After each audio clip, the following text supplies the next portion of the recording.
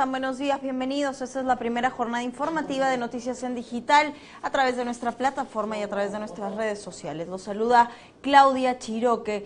Tenemos ya listo el recuento de nuestros titulares. Hoy estamos a jueves, ya 19 de abril. Antes de revisarlos, tenemos el número del WhatsApp digital a través del cual usted puede hacer pública cualquier denuncia a las 24 horas del día, 944-97-9731. Voy a repetir el número, 944-97-9731. Lo que ya está rotando en nuestras redes sociales es la encuesta. Y la pregunta del día es, ¿está de acuerdo con el proyecto de ley de 3 años de militancia que impediría postular a Verónica Mendoza y Julio Guzmán? Participe con un sí o con un no a través de Noticias en Digital. Bien, vamos con el detalle de la información. Los congresistas Mauricio Mulder y Richard Acuña presentaron el año pasado un proyecto de ley que impide la militancia política. El requisito serían 3 años como candidatos para la presidencia. De ser aceptado, Julio Guzmán y Verónica Mendoza no podrían disputar el sillón presidencial en el 2011.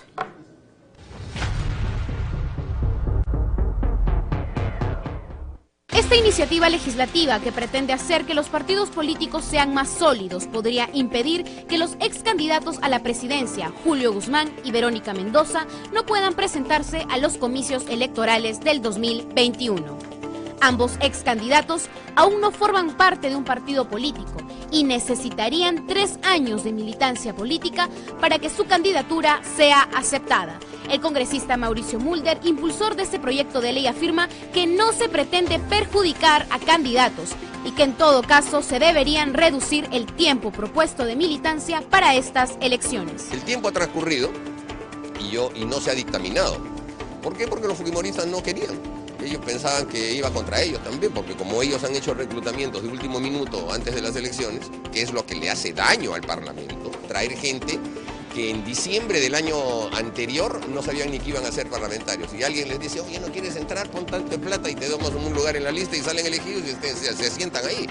Y entonces esos son los que vienen con los escándalos y todo, porque no son políticos que hayan tenido una trayectoria previa. Distorsionando las cosas, dice que estoy presentando un proyecto de ley para cerrar el camino a Julio Guzmán. No, pues, eso se hizo hace año y medio que presenté el proyecto de ley. Ahora es obvio que 3 años es muy amplio el plazo, vamos a tener que acortarlo, pero por lo menos año y medio, 2 años, bueno, hasta 1 año antes, siquiera militen en el partido en el que van a postular. No se puede hacer reclutamientos de último minuto. Eso es lo que trae el gran problema del Congreso de la República. Mientras el congresista Mulder considera una reducción de tiempo en la militancia para dejar que algunos candidatos participen en las próximas elecciones, Richard Acuña, también impulsor de ese proyecto de ley, considera que Julio Guzmán ya ha tenido el tiempo suficiente para inscribir su partido y que no se debe reducir los tiempos en función de los candidatos. Yo no creo eso. Yo creo que les corresponde 3 años y si quieren aprender a hacer política, que lo hagan desde su partido. ¿No podrían participar del 2021? Nunca se ha hecho una ley pensando en una persona. Yo creo que esa es una gran oportunidad. Acá estamos hablando de fortalecimiento de partidos políticos y lo único que estamos buscando. Hay que tener en cuenta que Julio Guzmán, al igual que Verónica Mendoza, son personas que ya postularon el año 2016, ya tuvieron el tiempo necesario para hacer un partido político y nosotros sabemos muy bien de que si ellos quieren hacer política, pueden aprender a hacer política desde un partido que ellos mismos pueden fundar. Así que esperemos de que el señor Julio Guzmán y la señora Verónica Mendoza tengan la oportunidad de fortalecer sus propios partidos. Acá no estamos hablando de personas, no estamos hablando de apellidos, sino de cambiar la política nacional. Para el congresista Gilbert Violeta, este proyecto de ley tiene nombre propio. Sin embargo, pide una pronta reforma electoral. A mí me parece una ley con nombre propio. Esa ley con nombre propio, no siendo en lo absoluto de mi gusto ni el señor Guzmán ni la señora Verónica Mendoza, me parece una ley con nombre propio que no debería prosperar en este Parlamento. Esa no es la manera como se hace democracia en el país. La manera de hacer democracia es combatiendo a tus contrincantes políticos de manera frontal frente a los escenarios con mensajes políticos y no cerrándoles el paso a que no sean candidatos cuando les corresponda serlo. Nosotros no apoyamos esa iniciativa, ya lo hemos hecho antes. Sin embargo, sí creemos que en el Perú hace falta una reforma electoral. Para la congresista Marisa Glave está claro que este proyecto pretende limitar las elecciones presidenciales. Sería ideal si tuviéramos partidos políticos de verdad, pero lo que tenemos son empresas o lo que tenemos son un conjunto de franquicias que, como hemos visto, lo único que hacen es captar como captan, y entonces tenemos un problema serio. Lo que quieren hacer es cerrar el espectro político e impedir la participación electoral de gente como el señor Guzmán o como la señora Mendoza. Eso está clarísimo. Es una ley directa, o sea, con un nombre propio. Sí, claro, evidentemente. Por otro lado, el parlamentario Humberto Morales respalda esta iniciativa legislativa, sin importar que Guzmán o Mendoza no puedan postular en el 2021. Dijo que ellos no son el Perú. Mi opinión personal, ¿no? Porque no es una opinión de mi bancada, mi opinión personal es de que se debe fortalecer los partidos y los partidos deben tener una posición ideológica, una posición doctrinaria y por supuesto una militancia. Si es que no hay militancia, es lo que ocurre con el fujimorismo. ¿Cuántos investigados, voy a decirlo así entre comillas, en temas delictivos se encuentran en este momento? ¿Hay militancia ahí? ¿Hay doctrina? ¿Hay ideología? Yo creo personalmente de que esto debe ser encaminado adecuadamente y va a haber militancia para que alguien pueda postular. ¿Se podría quizás prohibir la candidatura de Verónica Mendoza? Pero las leyes no se hacen para dos personas, la ley se hace para el país, la ley se ve, pues, el fortalecimiento de los partidos. Verónica y Guzmán no es el Perú. Finalmente, el congresista Víctor García Belaúnde pidió que no le resten los adversarios políticos para las próximas elecciones. No conozco el proyecto, pero yo soy enemigo de cualquier proyecto que implique condiciones o candados para una próxima elección, presidencial o municipal. Yo creo que cualquier reforma que se haga de esa naturaleza tendría que ser para otras elecciones, pero no para las próximas. Se habla de nombres propios. Además, nosotros queremos enfrentarnos a esas personas y ganarles además. No nos quiten esa satisfacción. En las próximas semanas sabremos si este proyecto de ley es aceptado, lo que alejaría a Julio Guzmán y Verónica Mendoza de la disputa por la presidencia en el 2021. Cari Saldaña, Noticias en Digital.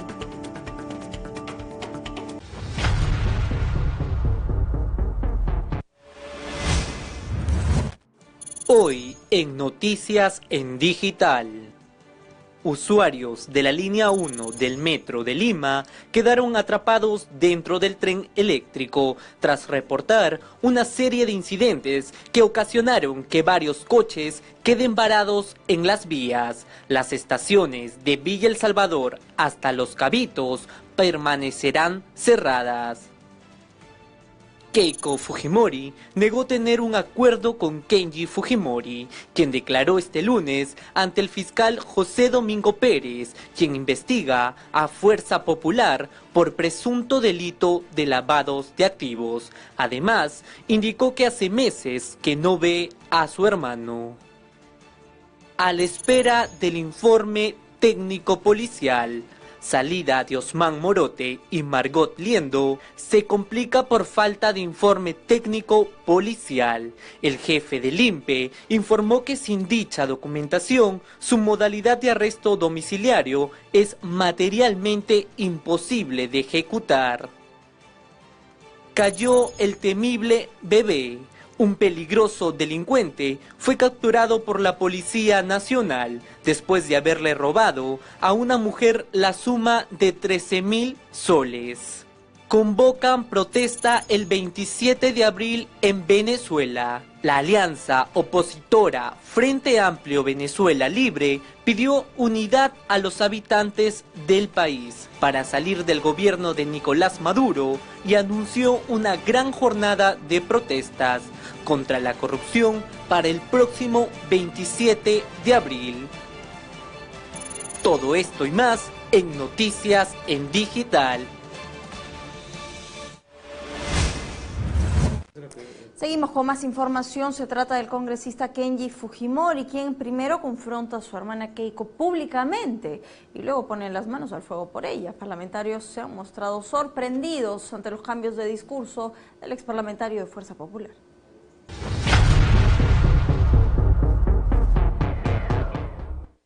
A mí me parece, finalmente son hermanos, siempre los dijimos, finalmente son hermanos y finalmente pertenecen y han pertenecido durante muchísimos años al mismo proyecto político.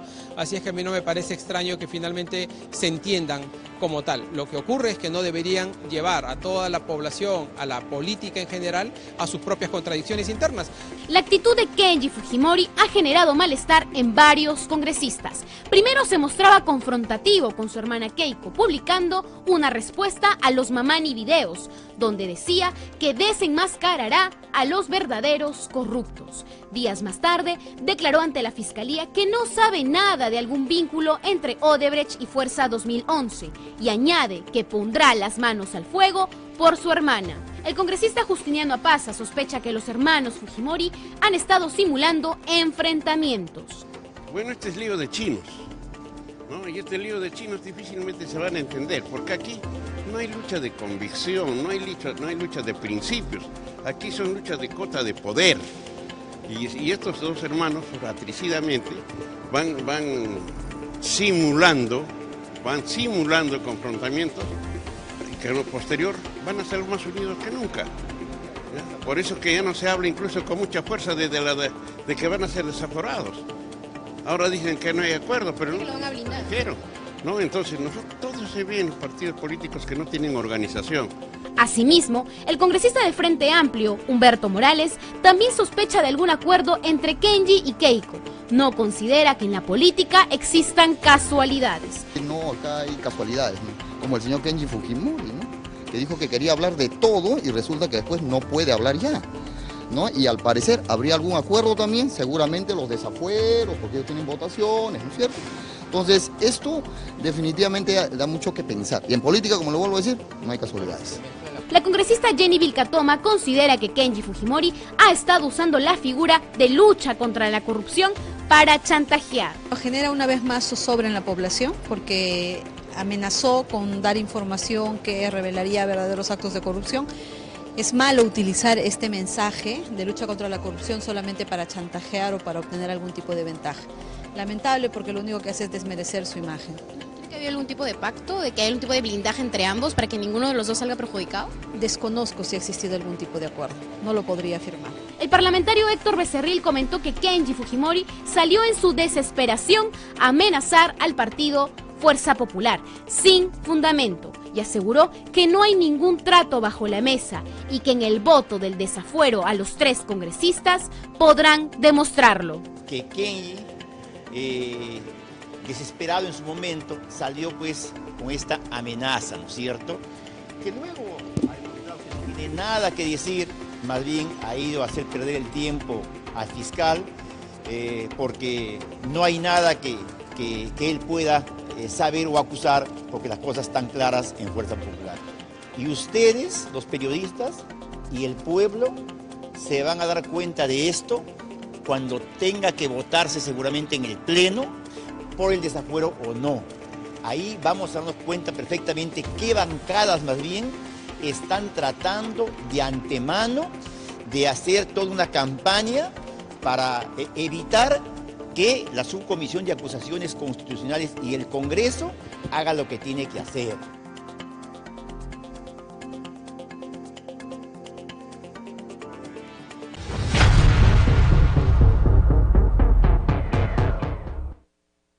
Por su parte, la lideresa de Fuerza Popular, Keiko Fujimori, se ha pronunciado luego de que Kenji acuda a Fiscalía mencionando que no ve a su hermano.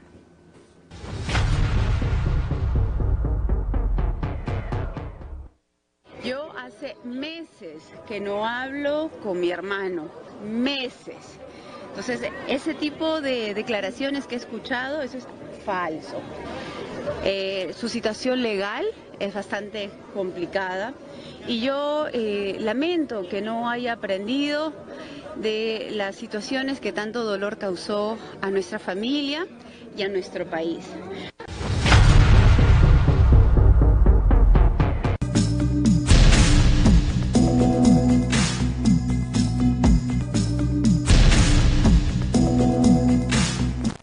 Bien, ya a esta hora de la mañana quiero darle la bienvenida y agradecerle doblemente al doctor Víctor Quijada, analista político ya de la casa, porque hoy está de cumpleaños y ha tenido bien comenzar el día con nosotros. Bienvenido, doctor, y feliz cumpleaños. Sí, gracias, Claudia.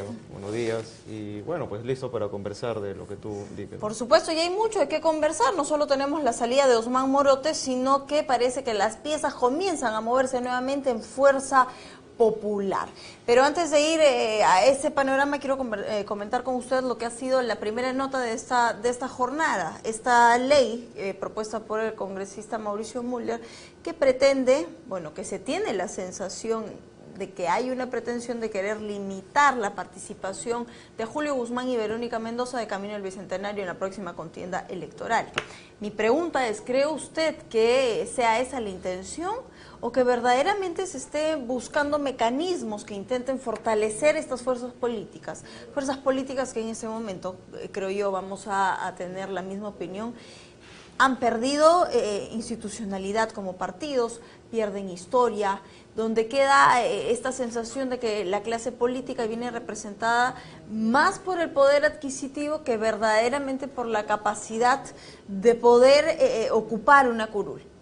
Sí, Claudia, como tú bien mencionas, en verdad, esto de la reforma electoral que se ha estado dando en estos últimos años, sobre todo en este último año que comenzó con el tema de los registros para que inhabilitación a los que están condenados por temas de corrupción, violación, y un poco antes con el tema de la recolección de firmas que se requiere más de 850 y tantos mil firmas para poder crear un partido nacional. Y ahora con este proyecto de ley que propone el congresista Müller, que de alguna manera limita aún más la capacidad de cualquier ciudadano de poder ejercer el derecho constitucional a ser elegido, ¿no? Hay que recordar que ninguna normativa puede ser contradecir de alguna manera a la Constitución, ¿no? Es cierto que es necesaria una reforma electoral y controles para evitar que personajes nefastos entren a la política o sean candidatos como corruptos, violadores, terroristas. Tú has mencionado el caso de Osman Morote, que justamente ayer acaba de una manera ser liberado, ¿no? Porque pasar una prisión domiciliaria es lo mismo, ¿no?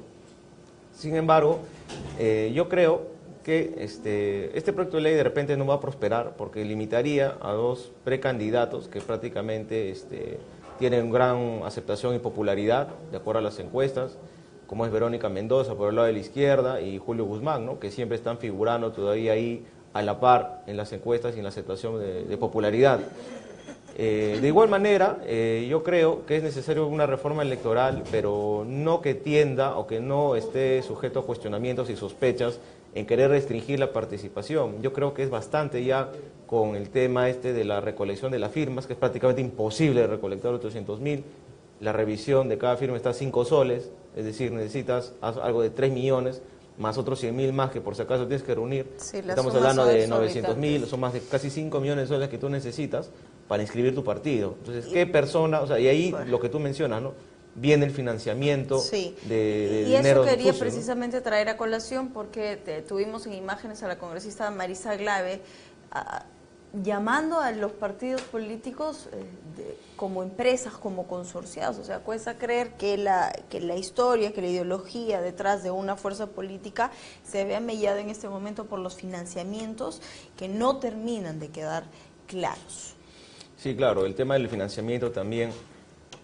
No existe hasta ahora una reforma acerca del financiamiento. Lo que existe es la reforma que tiene que ver con el informe de dónde se están recibiendo estos aportes y la obligación de publicar por parte de los partidos. Sobre todo se ha restringido los aportes de empresas privadas, pero no se ha regulado aún el tema del financiamiento de dinero sucio, por ejemplo, el tema del lavado de activos. Tiene un tratamiento especial bajo la ley penal, pero no en la ley electoral. Y hay un gran vacío legal, ¿no? Porque debería también, así como se trata de restringir el derecho a muchos ciudadanos, como ponerle 3 años de militancia, lo cual me parece absurdo, porque en verdad lo que establece la Constitución es que cualquier ciudadano mayor de 18 años tiene el derecho a elegir y a ser elegido, ¿no? Entonces, ninguna norma puede ser contradictorio a lo que establece la Constitución porque es inconstitucional. Ahora, volviendo al tema de la reforma electoral respecto al tema del financiamiento, debe darse de una vez y promulgarse una norma que establezca límites acerca del financiamiento, no solamente por el lado de empresas privadas, que de ahí de repente era el tema del abajato, ¿no? Pero sino también al financiamiento de dinero sucio, de lavado de activos, de droga, tráfico ilícito de droga. Por ejemplo, hace no mucho salió el caso de este congresista de Fuerza Popular que estaba ligado al narcotráfico, ¿no? Y así hay un montón de casos. Tenemos el caso del congresista Mamani, también otro presunto lavador de activos, y así, ¿no? Tenemos muchos personajes nefastos que se basan del dinero sucio, y muchas veces en las regiones como Junín, Huánuco, Huancavelica, Ayacucho, prácticamente en el Cusco, son muchas personas que salen de provincia, que ya ser congresistas, son personajes que son financiados por el dinero sucio, dinero que proviene de la corrupción, de las gestiones municipales y regionales, y dinero que proviene del narcotráfico, ¿no? Y si es que no son ellos, son financiados de igual manera por estos sujetos, ¿no? Que trabajan en esta zona del Lebrán, que prácticamente es esa parte, ¿no? Entonces, esa calidad de personas son las que llegan al Congreso. Sí, entonces, es necesaria, yo creo que Müller debería prenderse el foco, no sé por qué nunca quieren tocar este tema de quién recibe el financiamiento, ¿no? Quién recibe y de dónde provienen estos dineros. Bueno, pocos se atreven porque hay mucha suspicacia en torno no solo a un partido, sino que a la mayoría, ¿no? El financiamiento no queda claro. Ahora hay muchos procesos de investigación precisamente por ese tema. La contienda electoral va de camino aún, queda tiempo, estaremos pendientes a lo que va a ser finalmente esta determinación en cuanto a este proyecto de ley. En todo caso, apostamos, como siempre, al fortalecimiento de las fuerzas políticas, a esta renovación política con caras nuevas, con opciones nuevas, y aprovechar este escenario porque se vienen las elecciones municipales y regionales y hay que hacer una campaña para que la gente pueda votar con convicción, pero además con información.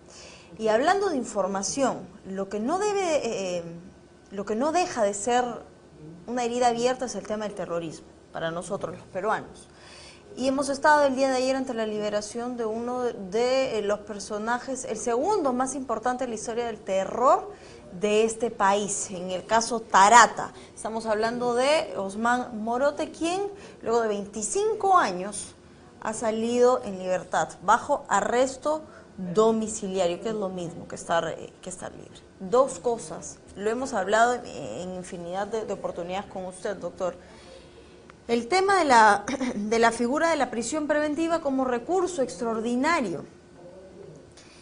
Yo le digo, causa conmoción social, en efecto, que salga este representante del terrorismo en el país, pero lo que más terror causa es el argumento con el que sale, es un exceso de carcelería por una prisión preventiva. Luego de estos 25 años con los que fue juzgado, no se incluyó dentro de esta investigación los otros crímenes por los que debió juzgársele. Lo que me preocupa, y no sé si es preocupación de usted también como hombre de leyes, es que la cabeza de este sistema judicial, el doctor Duberly Rodríguez, salga a culpar al Ministerio Público por esta decisión. Bueno, el Ministerio Público, Claudia, no toma decisiones. El que toma decisiones en un proceso judicial son los jueces. Y Duberly Rodríguez, con todo el respeto que se merece, todo el mundo sabe de que él es ligado a la izquierda, al Partido Comunista del Perú, ¿no? Sí, gracias a esta declaración hemos hecho un feedback. Sí, y en verdad hay muchos jueces, de los cuales actualmente, vocales supremos inclusive, que son de izquierda. Pero también existe responsabilidad de parte del Poder Judicial en su momento, que volvieron a reabrir los juicios, que muchos de estos terroristas fueron sentenciados por jueces sin rostro, lo cual deviene inconstitucional y se fue al sistema interamericano de derechos humanos, y volvieron a juzgarlos y volvieron a sentenciarlos. Lo que preocupa es de que los jueces de aquel entonces llegaron a sentenciarlo, pero con penas no lo que establece el máximo del Código Penal, que son 35 años, o incluso cadena perpetua, porque tanto en la Constitución del 79 como en la del 93, sobre todo ya cuando se juzgaron después del 92, se establece como cadena perpetua en los casos de terrorismo. Sin embargo, no se entiende por qué ante esta cúpula terrorista, porque de política no hicieron nada, porque se dedicaron a asesinar a gente inocente, tanto en el campo, en las regiones del centro, en el mismo Lima, ya cuando querían tomarla y sitiarla, bajo su concepto del campo de la ciudad y todo esto de la filosofía maoísta. Lo que no se llega a entender es por qué se le da estas penas de una manera benigna, habiendo causado tanto daño. Y lo peor de todo es que si es que el sistema penal lo que trata de asegurar es de que se reinserten a la sociedad, no ha ocurrido, porque estos señores, Huatay hace un tiempo, Morote y otra persona, Liendo, que también ha salido ayer, que en vez de que de una manera pidan al menos perdón al país, no lo han hecho. No, ellos siguen sosteniendo su ideología, siguen creyendo de alguna manera en la lucha armada, y entonces nos damos cuenta de que ellos no se arrepienten, y parte de ese no arrepentimiento es que no pagan la reparación civil. Abimael y toda la cúpula senderista no pagan ni un sol de reparación civil. Entonces nos damos cuenta de que existe un problema normativo, un problema de nuestros jueces, existe responsabilidad, y sobre todo que hay crímenes que aún, de Tarata, por ejemplo, que no han sido solucionados, y de otros más, que el cual está metido Morote, porque fue el segundo en el mando después de Abimael, ideológicamente, y era uno de los brazos armados, porque era uno de los que dirigía en la escuela Socorro Militar, que era la parte del brazo armado, por decirlo así, de Sendero Luminoso. Entonces, lo que yo veo es que el Perú está perdiendo frente al terrorismo, ¿no? Estamos perdiendo porque estamos mostrándonos débiles, el Poder Judicial se muestra débil, el Poder Ejecutivo se muestra débil, ante que no se exige a nuestros sistemas de defensa del Estado, a nuestro sistema judicial, a nuestro sistema de justicia, que tomen acciones concretas respecto a estos terroristas, ¿no? Que son delincuentes, que de alguna manera el Poder Judicial podría reclamar la nulidad de encontrar algún vicio procesal, que de hecho que lo debe haber,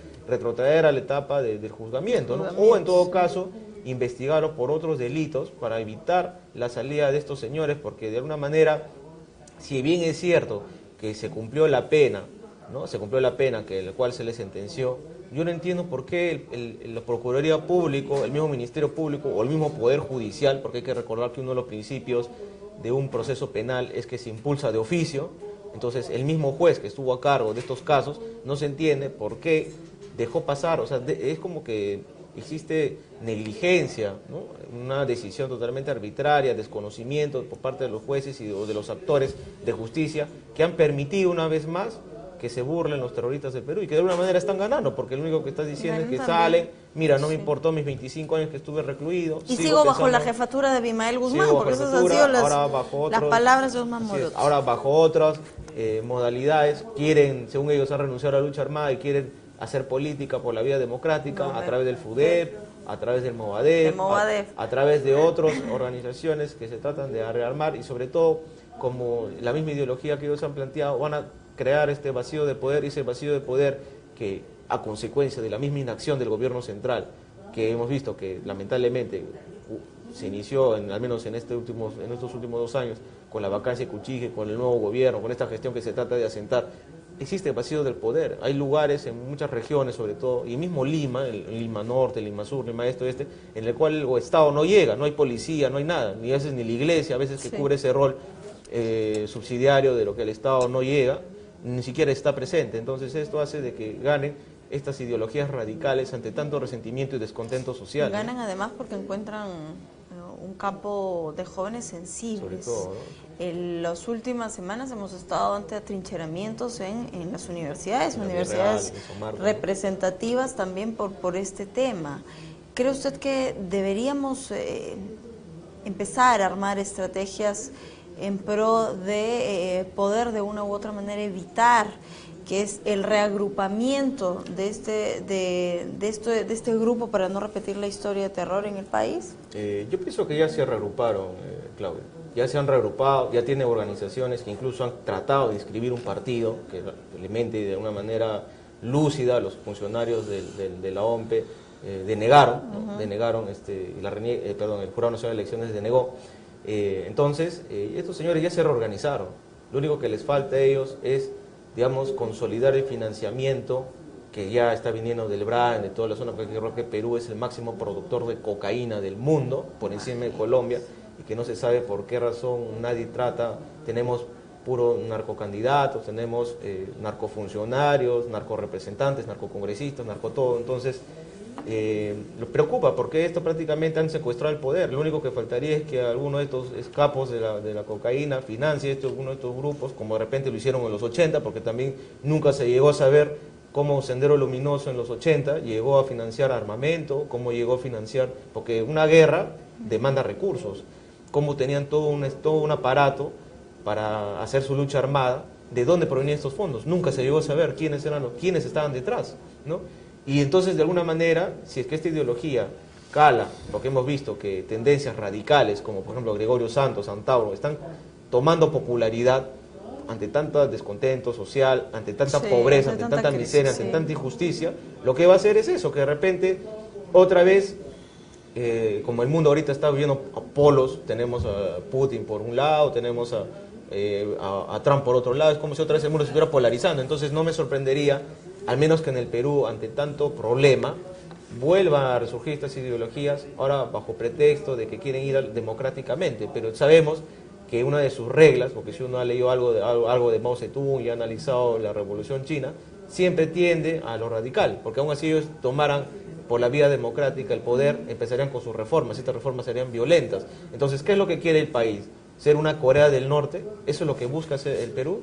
¿No? Porque ni China, que proviene de ahí la ideología, es una sociedad prácticamente capitalista, que lo único comunista que tienen es el gobierno enquistado y corrupto que tienen ahí. Pero en el Perú lo que se ha querido implantar es un sistema tipo Vietnam, hace mucho tiempo, tipo Corea del Norte. Entonces, yo no entiendo por qué, por propia inacción de las autoridades, una vez más, por su propia negligencia, por sus propias decisiones de una manera irregulares, hasta ilegales, podría decir yo, tienen que pasar todas estas cosas. Y siempre es lo mismo, Claudia, mira, si tú revisas cualquier tema, problema social que tiene nuestro país, en agricultura, en temas de minería, en temas de violaciones, en temas de maltrato de la mujer, siempre todo lo que ocurre es por inacción de las autoridades, tanto del Poder Judicial, Legislativo, Ejecutivo. Entonces eso nos hace ver la capacidad de representantes que tenemos y la capacidad de jueces que tenemos, la capacidad de congresistas que tenemos, que siempre nos quejamos, pero sin embargo también debemos hacer control ciudadano. Tendríamos que hacer una reforma también para valorar en este país más la meritocracia que la representación. Sí, y es una reforma que desde el año 2015 está pendiente, que Humala lo trató de impulsar,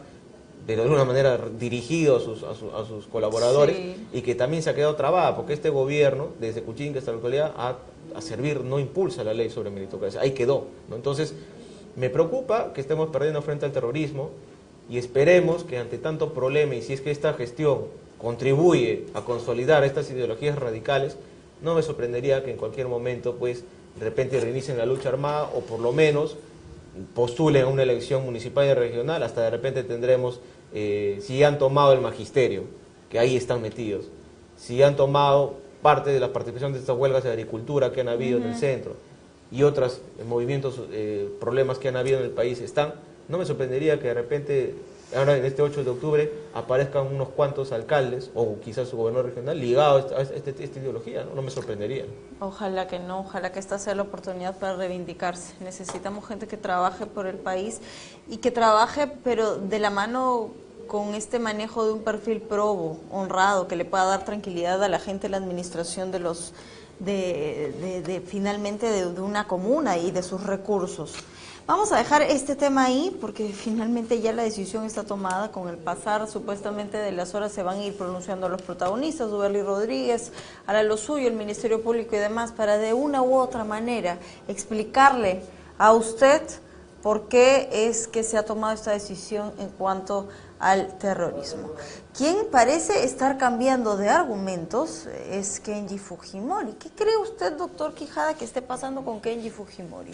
Cuando pasa el escandaloso escenario de los Kenji videos con Mamani al frente de todo esto, Kenji sale ofuscado a decir: yo tengo las pruebas de que esto es totalmente diferente, y sale con una actitud no solo enfrentando a Fuerza Popular y a su hermana, sino con una actitud revanchista. Todo el mundo se imaginaba que Kenji tenía un as bajo la manga, y me refiero a pruebas en contra de todo lo que se le había armado. El día de ayer en Fiscalía vemos a un Kenji totalmente diferente, y con el argumento de que yo pongo las manos al fuego por mi hermana. ¿Se está cocinando un arreglo bajo la mesa? ¿Cree usted que esto forma parte de la intención de evitar este desafuero político? Es evidente, Claudia, de que hay un arreglo, porque ya cambió totalmente de discurso. Es otro Kenji, ¿no? Es otro Kenji. Y en verdad, al fin y al cabo, algo que yo siempre sostuve y que la vez pasada lo comentamos, pareciera que hasta pareciera que esto hubiese sido armado, estas discusiones o estas luchas de egos, luchas de pugna por el poder, que de alguna manera acabó con este supuesto conflicto, ¿no? Que se odiaba y todo eso, pero al fin y al cabo, Claudia, son familia. Entonces, sí, al ser hermanos, igualmente el papá los va a unir, ¿no? Entonces, quieran o no, y además la política es como el ajedrez, o sea, son jugadas, es estrategia. Y entonces Kenji, bajo esta realidad que él ha tenido, porque en verdad lo que correspondería es que los desafueren a él y a todo el grupo que estuvo ahí, que tiene responsabilidad no solamente administrativa, no solamente funcional, sino también en el ámbito penal, que debería investigarse y sancionarse, lo único que ha generado es malestar, ¿no? Porque Kenji, si es que de alguna manera representaba la tendencia real del fujimorismo o del albertismo, lo único que hace es pues ver que de alguna manera pues está negociando bajo la mesa y de alguna manera va a manchar su imagen pública, ¿no? Porque se supone que él representaba al verdadero albertismo, fujimorismo, mientras que los caiquistas eran pues un grupo que utilizó el nombre para marketearse y llegar al poder bajo pretexto, porque incluso ni siquiera le interesaba la liberación de Alberto Fujimori, sino a Kenji sí, por eso que él siempre se mantuvo en esa postura. Entonces, yo pienso que acá parece que hubiera un arreglo para evitar el desafuero. No sé si este es un arreglo parcial que solamente tiende a que él y los otros los congresistas estos ligados como Bienvenido Ramírez y no sé quién más, Guillermo claro, que estaban en la reunión, de repente es para evitar el desafuero y sabe Dios qué cosas estarían negociando ese grupo de los 10, ¿no? Para tener de alguna manera mayoría absoluta una vez más en el Congreso y tener en jaque al presidente de la República, ¿no? Prácticamente ellos harían, el Ejecutivo estaría otra vez de las manos de este partido, de Fuerza Popular, ¿no? Y entonces, en cuanto a estos 10 que usted ha mencionado, que son los Avengers, que en este momento da vergüenza mencionar a cada uno de ellos. Una acusada de haber tratado de a través de sus asesores recibir dinero. El otro, vemos a Bienvenido Ramírez también ahí, en todo el tema Mamani, Guillermo Cángel, o sea, no hay uno solo, creo, de los Avengers que en este momento pueda liderar la gobernabilidad de nuestro país, porque de otro lado está Kenji Fujimori en un escenario totalmente diferente. Le preocupa en definitiva el desafuero porque él quería seguir haciendo política. Usted ha mencionado algo importante, que es el hecho de el albertismo. No se habla de Fuerza Popular, sino que se habla del fujimorismo, pero en la cabeza Alberto Fujimori. ¿Qué papel juega en contra esto para las fuerzas políticas? No solo para Fuerza Popular, porque se lo digo, el partido de Acuña también, nadie lo asume como una fuerza política, sino como, sí, los acuñistas. ¿Qué se debe de hacer para poder un poco salir de ese caudillismo, ¿no? Porque hay gente que ocupa una curul que no necesariamente concilie con la línea ideológica de los líderes de las fuerzas políticas, y esto cada vez está más presente en la realidad de la representación, porque si no, no existieran los tránsfugas. Sí, es cierto. Mire, el problema del caudillismo viene desde tiempos prácticamente de los incas, porque siempre hubo un rey, ¿no? Y este rey era pues quien dirigía el país, y en tiempos de la colonia, de igual manera, porque había un virrey quien concentraba todo el poder, y con mayor razón aún en tiempos de la República, bueno, pugnaban por el poder en el tiempo del militarismo, incluso en el tiempo del civilismo, también siempre habían caudillos, golpistas, que hasta la fecha, de una manera ahora en la vía democrática, existen de una manera golpistas o caudillismo, o líderes caudillos, que de alguna manera ahora por la vía democrática, antes bajo los golpes de Estado, representaban una tendencia y eran como los dioses, como los reyes, porque dura lo que dura su vida, ¿no? Tenemos por ejemplo el caso de Odría, Velasco Alvarado, el mismo caso de Fujimori, que de repente se hablará con él hasta que esté vivo, porque el día que muera, de repente ya desaparezca, ¿no? Como ha ocurrido con, por ejemplo, Acción Popular con Belaunde, como ha ocurrido con el mismo Toledo, ¿no? Sin él, sí. O mismo Alan García en el APRA, ¿quién, por ejemplo, en el APRA tiene otro candidato nuevo? No hay, no se vislumbra. Entonces, esto ocurre porque nosotros somos una sociedad, de alguna manera, que siempre ha creído en el paternalismo, en que hay un líder, un Dios salvador, un Mesías, ¿no? Y es igual en la izquierda, que todos se creen refundadores de la República, ¿no? Entonces, no tenemos un verdadero sistema de partidos políticos que nosotros podamos decir que existe democracia representativa, que ese es el sistema que nosotros tenemos. Somos una república con democracia representativa. Entonces, al no ser nosotros como Estados Unidos, como mismo Brasil, hasta Argentina, que tienen su sistema democrático, su sistema de elecciones más desarrollado que el nuestro, ocurre pues que acá siempre nosotros creemos pues en el Señor de los Milagros, ¿no? En el Mesías, en El Salvador, que cada 5 años tratan de refundar la república, que cada 4 años el gobernador regional trata de restablecer el orden en la región y de igual manera los alcaldes, ¿no? Siempre no existe una continuidad ni de los planes de gobierno, ni de los proyectos. Tenemos casos como el tema, de, por ejemplo, del Acuerdo Nacional, que es una letra muerta. Tenemos el Plan Bicentenario, que prácticamente no se cumple. Tenemos los planes operativos institucionales, los planes estratégicos institucionales. Y ahora tenemos el Plan Corrupción en dirección de Martín Vizcarra. Un plan que de verdad, si usted tiene la oportunidad de leerlo, es un plan claro. En realidad, leer eso te llena de optimismo y lo importante es poder llevarlo a la práctica, que se ajuste a la realidad y esperemos que sea así porque de camino al Bicentenario tenemos muchos retos que afrontar, no solo que marquen el después de este país, sino también poder recuperar el antes. La reconstrucción sigue parada, Odebrecht nos tiene a todos ocupados y centrados en tratar de encontrar a los culpables para que respondan por tanto daño al país, en fin. La tarea es bastante larga, esperar nada más que este gobierno pueda trabajar bien. La cumbre ha sido, me parece, uno de los primeros pasos dados correctamente y esperemos que sigamos caminando en esa línea. Vamos cerrando un poco la entrevista, doctor, porque estamos a nada de que empiece la contienda electoral para las regiones y las municipalidades. Si ansiamos tanto la renovación política, ¿qué hacer para no tener más de los mismos cuadros? Urresti y Cornejo están de candidatos para la Municipalidad de Lima. Sí, bueno, de la última encuesta que hemos revisado, hemos visto, creo que Regiardo está entre los primeros, Sí. el Pastor Lai, el señor que fue ministro de tiempo del APRA, Cornejo, y bueno, también está Urresti, con mayor intención de votos, Saldaña, el que tú mencionas, está la señora Capuñay. Pero yo pienso que esto se va a definir entre Regiardo, Lai y Cornejo, ¿no?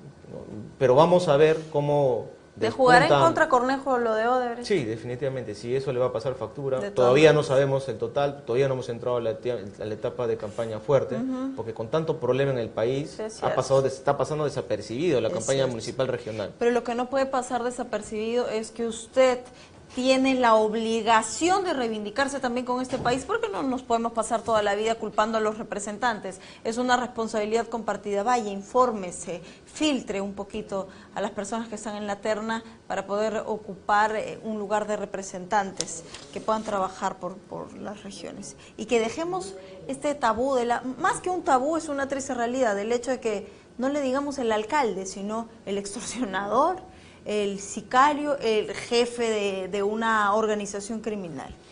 Sí, en verdad, el llamado que siempre se tiene que hacer por un tema de concientización ciudadana es que el 8 de octubre no lleguen pues a última hora, porque por datos estadísticos se ha comprobado de que el peruano tiene 2 características a la hora de votar. Uno, es muy emocional, lamentablemente no se deja llevar por el tema, y en general es un problema latinoamericano, ¿no? Es muy emocional, se deja llevar no porque la persona es recta, no por los méritos, sino porque le cae bien, porque baila, porque le regala algo. Y el otro tema es de que define su voto a última hora, ¿no? Y entonces lo que tenemos justamente que evitar es eso, ¿no? Es bien, es lógico que los latinoamericanos somos muy emocionales, pero justamente para evitar esa emoción, Es que a veces en la terna no hay mucho tampoco, ¿no? No, pero al menos informarse. O sea, ahora el internet podemos entrar a cualquier página, entrar a la página del Jurado Nacional de Elecciones, tenemos las redes, podemos googlear el nombre del candidato y te sale todo su historial, ¿no? Es decir, que hay cuestionamiento. Entonces uno tiene que saber, así como uno protege a su familia, quiere lo mejor para sus hijos, para su familia, así como muchos peruanos emprendedores trabajan duro, día a día, y que no necesitan del Estado para poder ganarse el pan cada día, se requiere que de alguna manera el ciudadano también quiera un poco a su país, pues quiere un poco a su ciudad, a su región, y para eso tiene que informarse, evitar guiarse por las emociones, porque le cae bien, porque bailó bonito, porque trajo al artista de moda, o porque arma conciertos bonitos, o porque regala cosas, objetos, dádivas.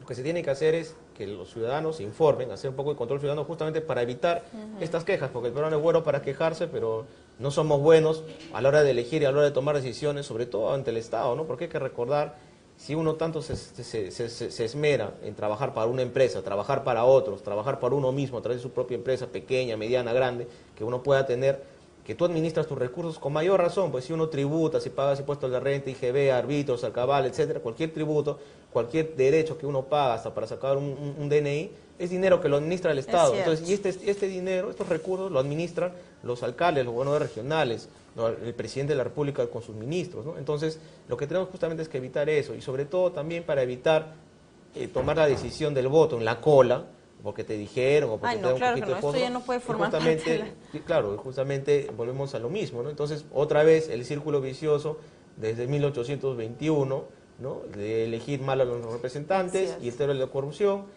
y seguimos en lo mismo, y esto es un círculo ya que no nunca va a podemos acabar, tropezar ¿no? con la misma piedra, por favor. El problema no es tropezar con la piedra, sino encariñarse con la piedra. Así que vamos a cambiar la historia del país. Quiero agradecerle, doctor, por haber estado hoy con nosotros y que siga teniendo un día fenomenal y en realidad que sea un año lleno de éxitos para usted. Gracias por acompañarnos siempre. Bien, vamos a enlazarnos a esta hora con Lizzy Guzmán desde Villa El Salvador, donde, escuche, el servicio del Metro de Lima ha sido suspendido. Me imagino el caos que se está viviendo ahí. Lizzy, adelante.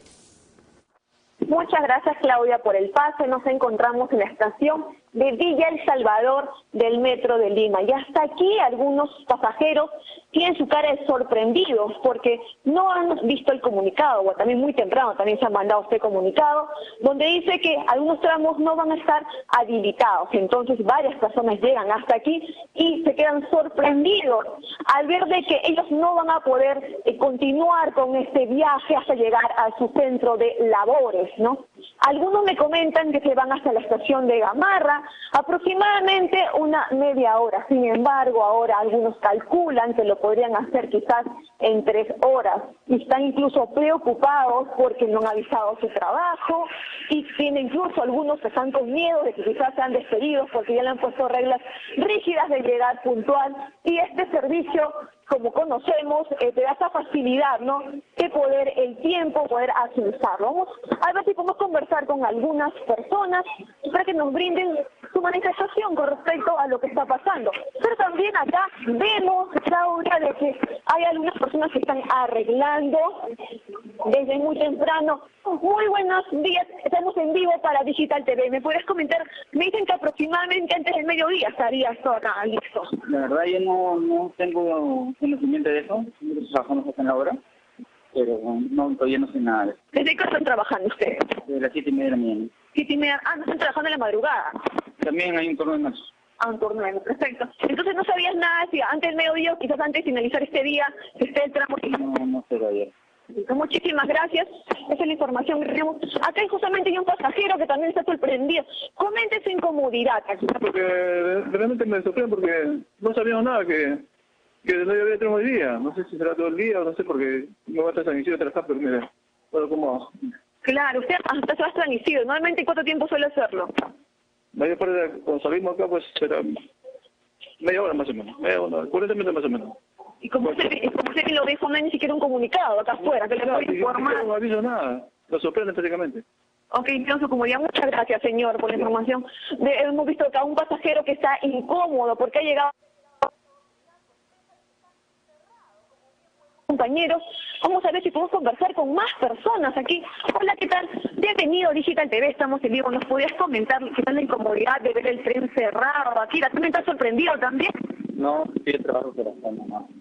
Ok, trabajo, bueno, eso la facilidad, muchísimas gracias. Bueno, acá este compañero trabaja felizmente cerca, no se siente afectado por lo que ha pasado, pero sin embargo hemos conversado ya con varias personas quienes están incómodos porque, como bien ya lo dijo este señor, no han sido informados de lo que está pasando y tampoco vemos acá un letrero, ¿no?, donde te puede decir que no, que qué tramo está habilitado, te puede informar. Si bien han mandado un comunicado, lo del Metro de Lima, mas lo han puesto acá al exterior para que unas personas que ven aquí quizás sepan de a qué tramo ellos pueden recorrer este viaje. Pero nosotros aquí le vamos a informar, vamos a continuar aquí caminando para poder brindarle más información con respecto a lo que está pasando.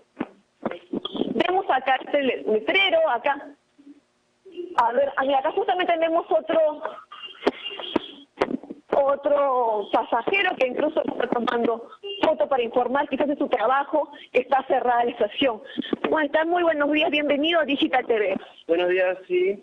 Esto como que me incomoda mucho porque tengo que pensar yo en los trabajos y no tengo con qué me ir hasta Bayobar, pues.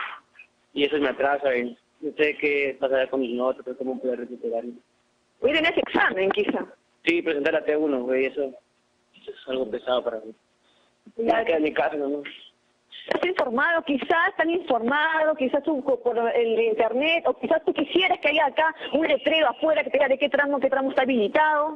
Sí, eso es lo que debería decir acá, porque ¿para dónde miré? No tengo idea. Perfecto, muchísimas gracias por la información. Vemos aquí la incomodidad de algunas personas que se dan la sorpresa, no ven acá un comunicado de que digan de qué tramo está habilitado. El joven se va hasta Bayobar y tiene que hacer presentar su tesis por lo que dijo, y entonces ahora está preocupado porque no sabe cómo haría en este caso. Entonces lo que ha recurrido es a tomarle foto y poder enviarle quizás a su profesor. Entonces vamos a seguir informando.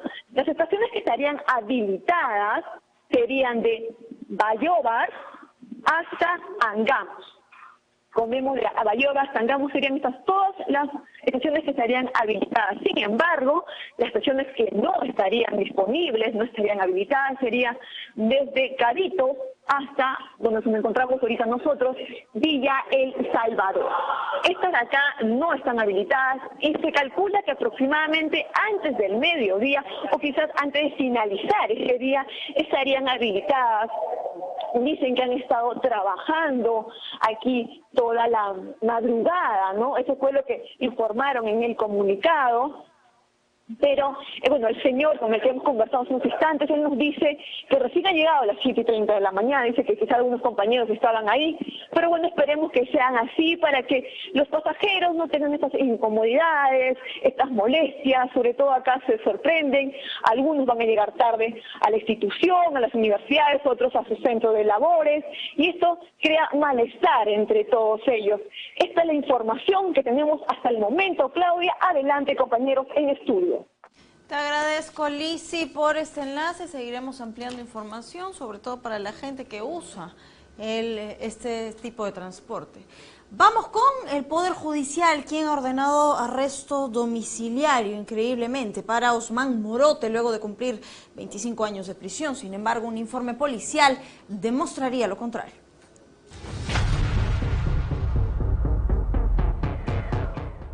Todos estamos en desacuerdo, pero no sé por qué lo trajeron acá.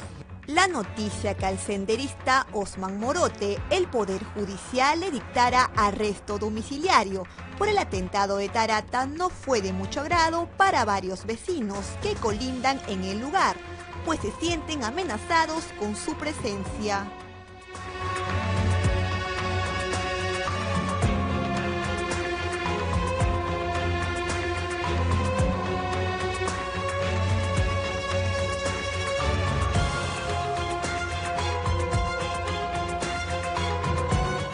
La vivienda está ubicada en la cuadra 5 del Jirón Los Robles, en Chaclacayo, y al parecer pertenecería al padre del senderista por más de 30 años.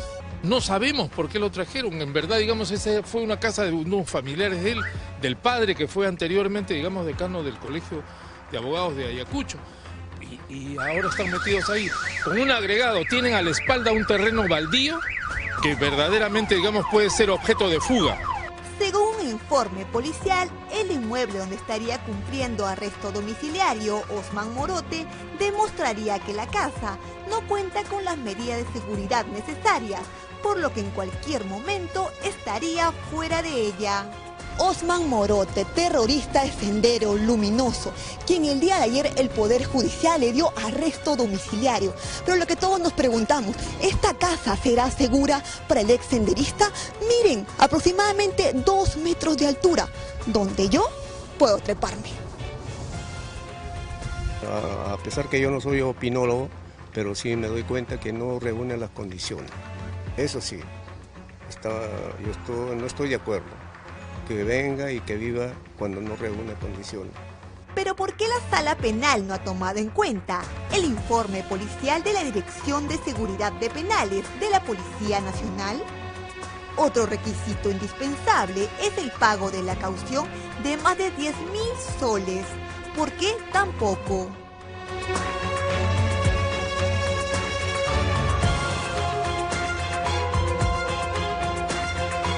Cabe recordar que en 1992, cuando Morote ya estaba en prisión, se produjo el atentado de Tarata, provocando la muerte de 25 personas e hiriendo a más de 200. Entonces, fue condenado a cadena perpetua. Sin embargo, el Poder Judicial le abrió un nuevo juicio, sentenciándolo a 25 años, que le permitiría la figura penitenciaria del arresto domiciliario. Lisette Guzmán, Noticias en Digital.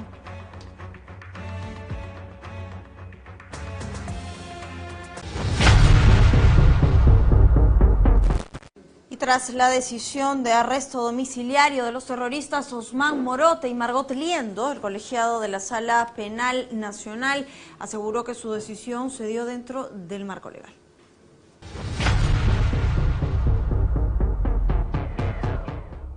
Rechazar claramente y tajantemente que autoridades políticas, que sin conocer plenamente el fondo de lo que es el proceso en sí del caso Tarata, están vertiendo opiniones realmente antojadizas. Y a su vez también rechazamos los términos agraviantes de este señor procurador, que dicho sea de paso, nunca se presenta al juicio oral, pero sin embargo es el primero en salir en la prensa, en los medios de comunicación. Nunca se ha presentado en lo que va en las sesiones en las cuales se está desarrollando el juicio oral del caso Tarata. Rechazamos totalmente el que esté señalando este señor abogado, Mirko Ruiz, de que el colegiado A de esta Sala Penal Nacional está integrado por jueces timoratos, temerosos, medrosos.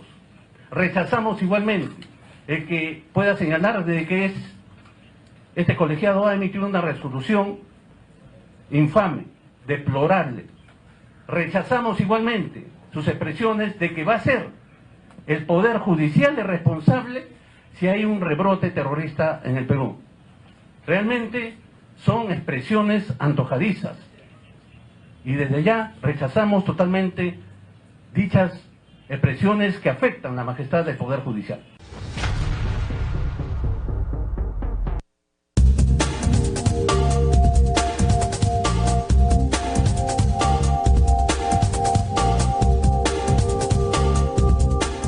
Uno de los deportes que más lauros le ha dado al Perú es sin duda el vóley. Y en Punta de Bombón recordamos con cariño aquellos puntos de oro, ganados no solo con el corazón, sino también gracias a un buen estado físico. Y aquí es donde entra la cancha, un histórico del Valle. Valle Unido presenta Historias del Valle, hoy con Raúl Vélez. Raúl Vélez, el destacado preparador físico de la selección peruana de vóley, nació en Moquegua, pero vivió desde muy pequeño en Punta de Bombón, por lo cual se considera punteño. Aquí en La Punta yo empecé en el año 1964. En un recreo fui a visitar el colegio y me puse a hacer paralelas, barras, y todos los chicos se juntaron. Y el director, con otro niño, me mandó a llamar y me dijo, le tengo 4 horas de educación física. Y yo le digo, no, yo no soy profesor de educación física. Yo tengo solamente 5º año de media. No, pero yo le he visto condiciones. Vélez integró el cuerpo técnico de la Selección Nacional de Vóley al lado de Mambok Park y fue entrenador del Club Regatas Lima. Soy subcampeón olímpico y soy subcampeón mundial. Soy tanto en juveniles como mayores. El profesor Vélez alcanzó importantes logros, como el subcampeonato del mundo en 1982 y la medalla olímpica de plata por el 2º puesto en Seúl 88, de la mano de grandes jugadoras. Cecilia Taí, Gaby Pérez del Solar, Natalia Mala, Rosa García, Gina Torrealba, Denis Fajardo. Raúl Vélez, directo de la Punta de Bombón a la época dorada del vóley peruano. Y Sauder Perú comparte su historia.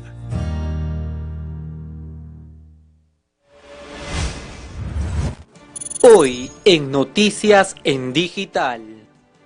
Usuarios de la línea 1 del Metro de Lima quedaron atrapados dentro del tren eléctrico tras reportar una serie de incidentes que ocasionaron que varios coches queden varados en las vías. Las estaciones de Villa El Salvador hasta Los Cabitos permanecerán cerradas.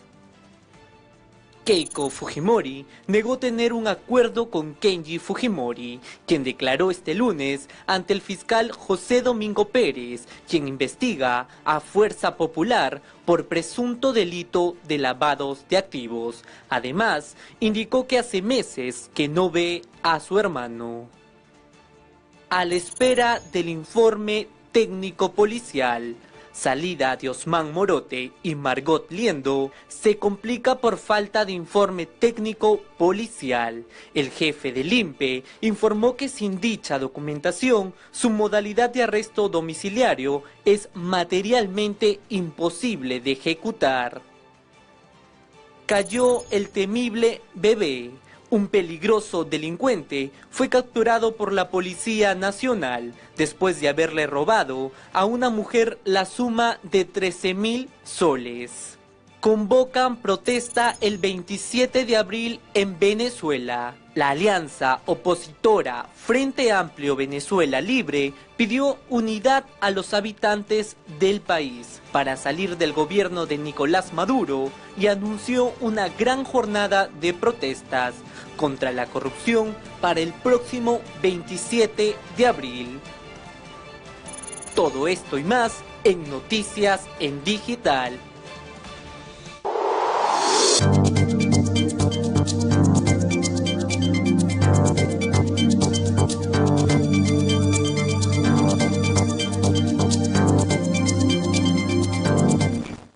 A las 8:02 les damos la bienvenida a esta segunda hora de información a través de nuestras redes sociales y a través de nuestra plataforma. Compartir con ustedes el número a través del cual usted puede denunciar cualquier cosa a las 24 horas del día, 944-97-9731. Tenemos encuesta lista rotando en redes sociales, vamos a colocarla. ¿Sí? ¿Cuál es la pregunta del día? La pregunta del día gira en torno a si usted está de acuerdo con el proyecto de ley de 3 años de militancia que impediría postular a Verónica Mendoza y Julio Guzmán. Participe con un sí o con un no a través de Noticias en Digital. Y nos enlazamos con Alonso. Más adelante vamos a enlazarnos con él. Vamos con información. Bien, ya tenemos a Alonso listo. Alonso Dávila desde la estación Angamos, donde el servicio del Metropolitano ha sido restringido por una falla eléctrica y me imagino la gente está indignada. Alonso, buenos días. Gracias, Claudia, por el pase y efectivamente me encuentro en la estación Angamos del tren eléctrico de Lima. Exactamente desde donde están empezando a funcionar los trenes hacia dirección de la estación Bayobra en San Juan del Lurigancho. Esto debido a, como ya sabemos, al cierre de 10 estaciones en el tramo de Villa El Salvador a Cabito por las fallas que ocasionaron cortocircuitos en los rieles de tren cerca a la estación Villa María del Yunco el día de ayer. Estas fallas ocasionaron que la gente que estaba dentro del tren afectado sea evacuada y además caos en las demás estaciones donde personas se acercaban para dirigirse a Villa El Salvador y este servicio había sido suspendido. Personas habían optado por otros medios de transporte como micro, cister.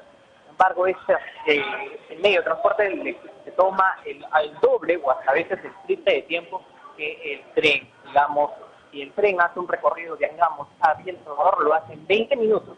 Las personas que optaban por las combis informaban que este tramo en este medio de transporte es 1 hora y media aproximadamente.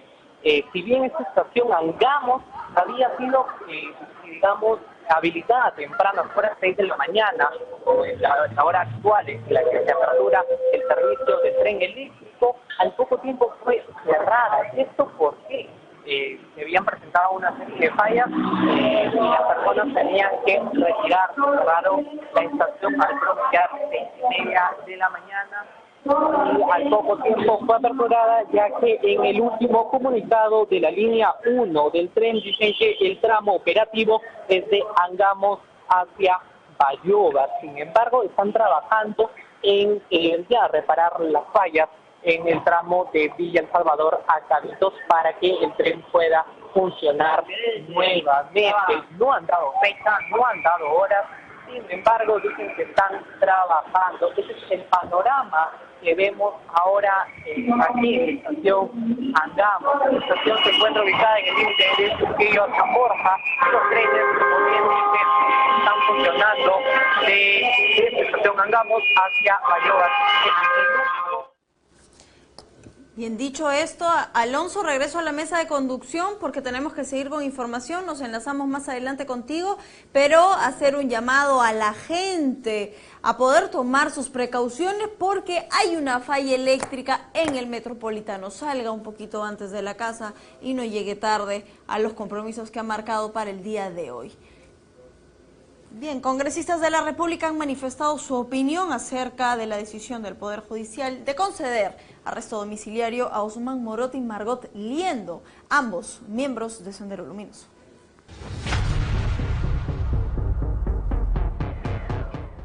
El Poder Judicial decidió que Osman Morote y Margot Liendo, dos senderistas involucrados con el atentado de Tarata, afronten los juicios que tienen en proceso en sus casas, bajo la figura del arresto domiciliario, decisión que una parte de congresistas condena.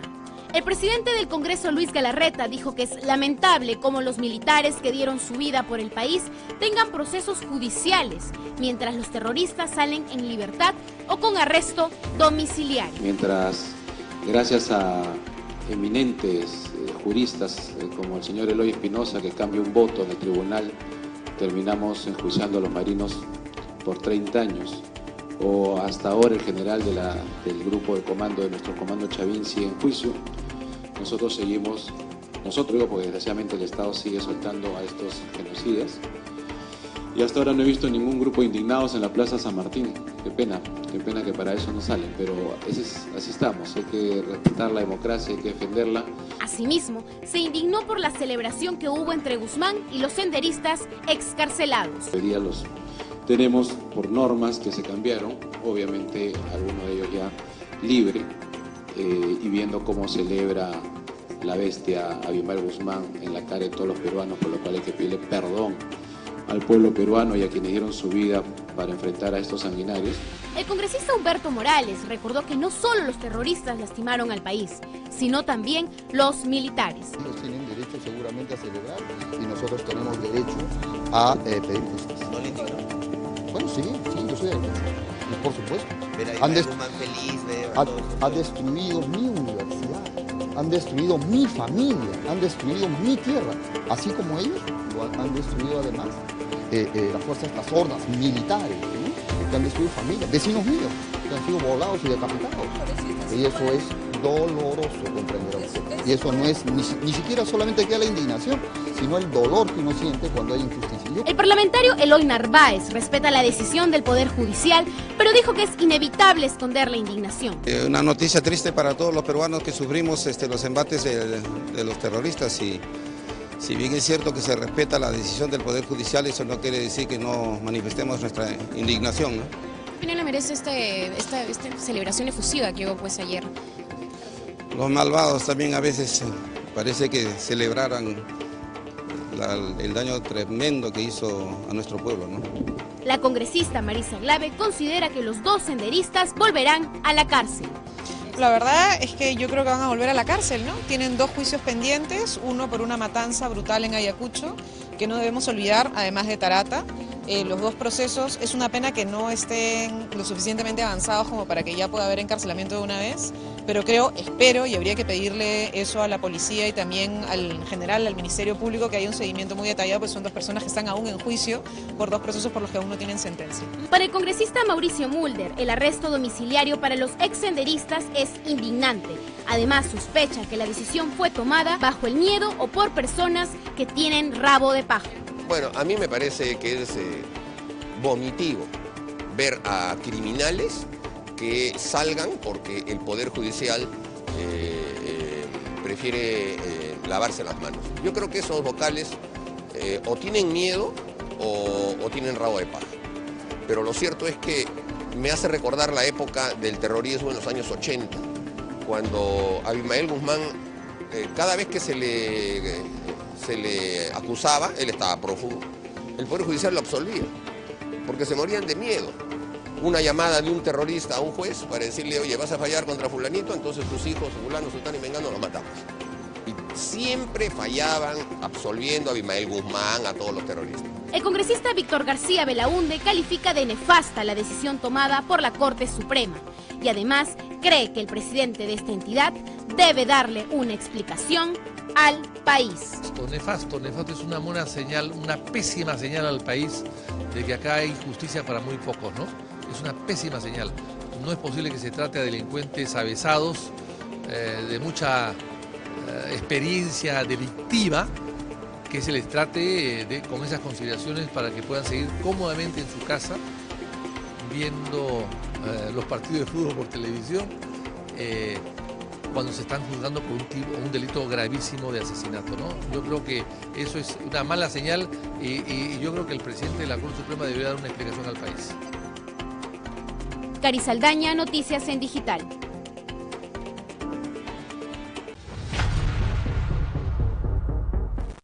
Vamos con otros temas. Se trata de la congresista Luciana León, quien ha inaugurado 7 aulas virtuales en el primer año del Colegio Víctor Raúl Aya de la Torre. El que no sabe, aprende. Y el que sabe, enseña. Inmersos en esta nueva generación de nativos digitales, el Colegio Víctor Raúl Aya de la Torre inauguró 7 aulas inteligentes y contó con la presencia de la congresista Luciana León. Me siento muy contenta de ser parte de esta inauguración y este reconocimiento y mejora para todos nuestros jóvenes. De esta forma, los alumnos de la institución aprenderán diferentes cursos de una manera más dinámica e interactiva, usando la tecnología desde su corta edad. Básicamente darle las oportunidades que el mundo moderno hoy exige a nuestros adolescentes. Cuando nosotros llevemos educación a nuestros niños, a nuestros adolescentes, de esa manera estaremos erradicando todo tipo de violencia y estaremos construyendo un Perú con una mejor oportunidad para todos los peruanos. Estas aulas virtuales están compuestas por varios proyectores, laptops, pizarras interactivas, parlantes y mobiliario, que sin duda ayudarán mucho en la enseñanza. Hemos invitado a todo el presidente, a todas las autoridades del Congreso, de todas las bancadas, a la municipalidad, al UGEL 06. Las personas que vienen nos congratulan con su presencia, motivan a nuestros estudiantes, a nuestros padres de familia, a seguir apostando por la educación. Todo lo que hemos inaugurado es esfuerzo de los padres de familia. Más allá de un diseño que rompe los patrones clásicos del salón con libros y tizas, lo que se busca es mejorar los estándares de aprendizaje y dotar a los estudiantes de una herramienta más cercana a sus prácticas comunicativas. Me parece un acto positivo ya que ayuda a nuestro aprendizaje y educación. Sí, excelente, agradeciendo una vez más a las personas que han tenido a bien, ¿no?, apoyar y apostar por la educación de calidad que todos se merecen, ¿no? Por otro lado, la parlamentaria aprista hizo mención sobre la decisión del Poder Judicial de otorgarle arresto domiciliario al terrorista de Sendero Luminoso, Osman Morote. Definitivamente es una medida que no me gusta, que me indigna muchísimo ver el festejo por parte de estos personajes que han realizado mucho terror, violencia y que muchas vidas peruanos fallecieron por una lucha de terror que no tenía ningún sentido. Estas aulas inteligentes transforman el antiguo salón de clases en un laboratorio en el que la interactividad toma la palabra. Lizeth Guzmán, Noticias en Digital. El Fondo Monetario Internacional redujo la proyección de crecimiento del Perú a 3.7% para este año. El director ejecutivo del Instituto de Economía y Desarrollo Empresarial, César Peñaranda, ha explicado las causas del leve desarrollo y cuáles serían además las medidas para mejorar hasta el bicentenario. Estimación de crecimiento disminuye. El Fondo Monetario Internacional bajó estimación de crecimiento económico para el Perú de 4% a 3.7% para el cierre del 2018.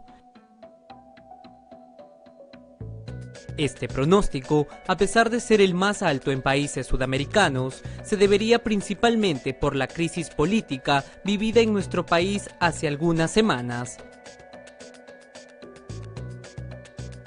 Durante el 7º Foro Internacional de Economía, Escenarios Económicos y Empresariales al 2021, César Peñaranda, director ejecutivo del Instituto de Economía y Desarrollo Empresarial de la Cámara de Comercio de Lima, mencionó los principales problemas por los que nuestro país cuenta con un leve crecimiento.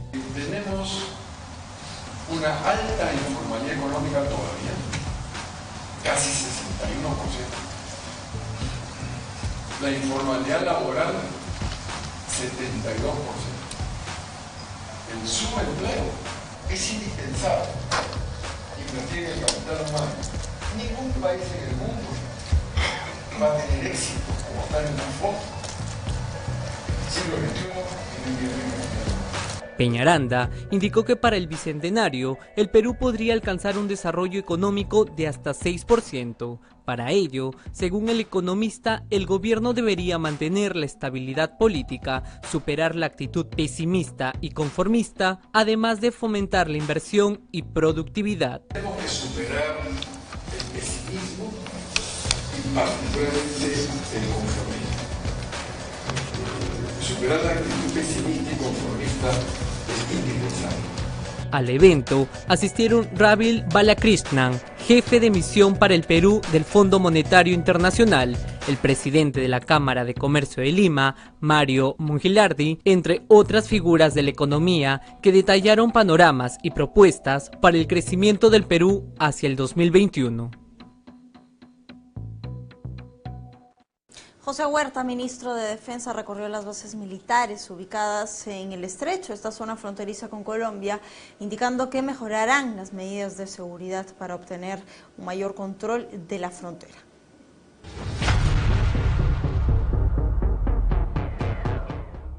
Ante los últimos secuestros realizados por guerrilleros de las FARC en la frontera de Ecuador y Colombia, el ministro de Defensa del Perú, José Huerta, visitó la localidad de El Estrecho, en la zona fronteriza de nuestro país con el territorio colombiano. Huerta visitó las instalaciones militares ubicadas en el lugar e inspeccionó el trabajo que realizan las Fuerzas Armadas en protección del territorio peruano. El ministro manifestó que la visita tiene como fin constatar la realidad de las bases militares de la mencionada zona y tomar las medidas necesarias para el mejoramiento del control sobre la frontera. Esta visita nos ha permitido tener un diagnóstico real y actualizado de lo que aquí se está viviendo. Ahora ya en coordinación con el Comando Conjunto de las Fuerzas Armadas y los correspondientes institutos se van a tomar una serie de medidas para tener un mayor control sobre la frontera norte de nuestra patria a lo largo del río Putumayo. Indicó que en coordinación con el Ministerio de Inclusión y Desarrollo Social vienen poniendo a disposición las denominadas PIAs, plataformas itinerantes de acción social, las cuales son embarcaciones de la Marina de Guerra que llevan atención médica y programas sociales a las comunidades más alejadas. Venimos haciendo muchos esfuerzos, por ejemplo, el tema de las PIAs es una actividad muy importante que la venimos haciendo en coordinación con el MIDIS. Acabo de estar a la llegada justamente de una PIA donde el personal ha recorrido durante 30 días gran parte de nuestros ríos, brindando apoyo de varios sectores comprometidos. Y esto nos da mucha alegría, nos llena de entusiasmo, puesto que de esta manera llevamos la presencia del Estado a los lugares más alejados de nuestro país. El titular de Defensa recorrió las instalaciones del Batallón de Selva Glorioso Ayacucho número 3 y la estación naval. Resaltó el trabajo de los militares y prometió seguir recorriendo las zonas fronterizas del Perú.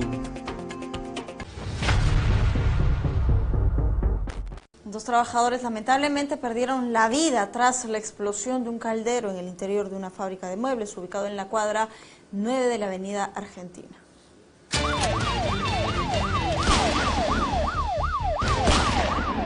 Una explosión se registró al interior de la fábrica Magensa Materiales, ubicada en la cuadra 9 de la Avenida Argentina en el Cercado de Lima.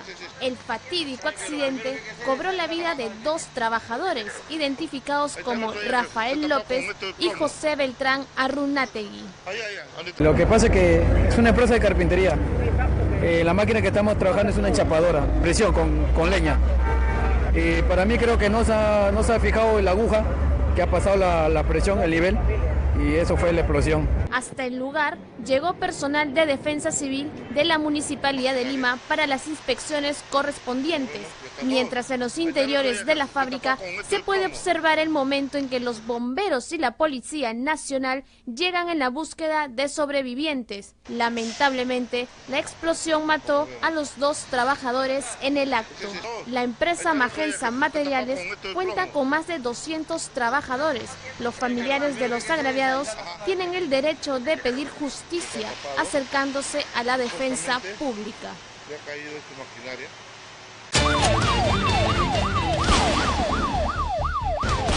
Un peligroso delincuente fue capturado por la Policía Nacional luego de haberle robado a una señora la suma de 13.000 nuevos soles.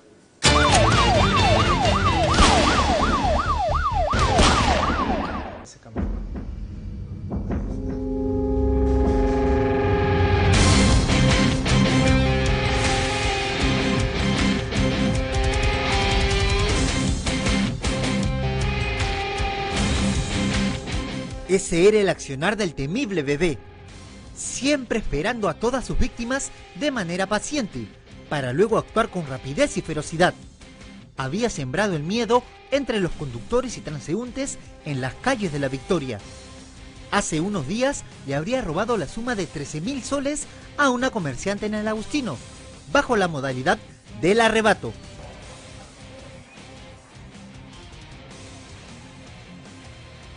En estas imágenes podemos apreciar cómo realizaba otro de sus feroces ataques a plena luz del día. Esta vez en compañía de otro sujeto que le serviría como campana. Pero sus horas estaban contadas y todos sus movimientos estaban registrados por las cámaras de videovigilancia que efectivos policiales seguían segundo a segundo esperando el momento preciso para su captura. Es así que se dio con su paradero, en la cuadra 3 de la avenida Parinacochas, en La Victoria, en el momento que se alistaba para dar otro golpe, siendo intervenido rápidamente, donde opuso una tenaz resistencia.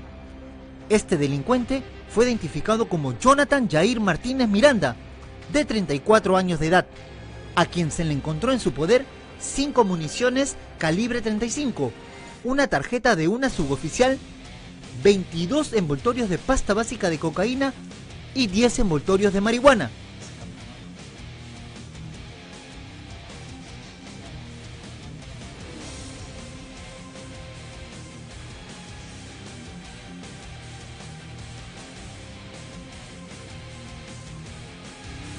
Este feroz delincuente presenta diversas denuncias por robo agravado en diferentes comisarías.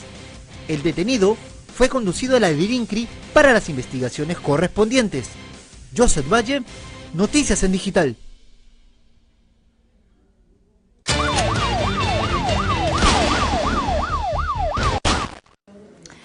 Una mujer de 46 años fue arrastrada a lo largo de una cuadra por delincuentes a bordo de un automóvil que sin piedad la dejaron sin caminar y con profundas heridas.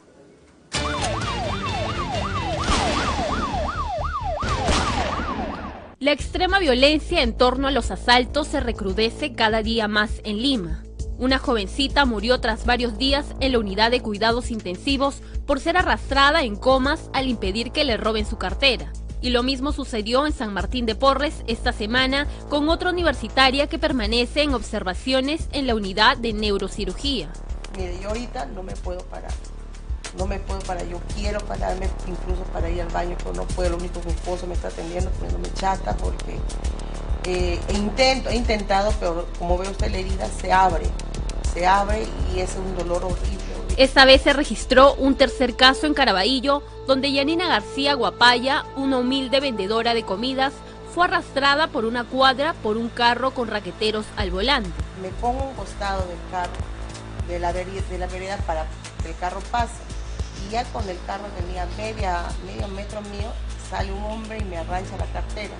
Pero el hombre no me agarra el asa de la cartera, sino la parte de abajo donde me estira, me jala. Y las asas se enrollaron en mi brazo. Y me ha arrastrado media cuadra y ahí ha bajado todo Castilla a media cuadra.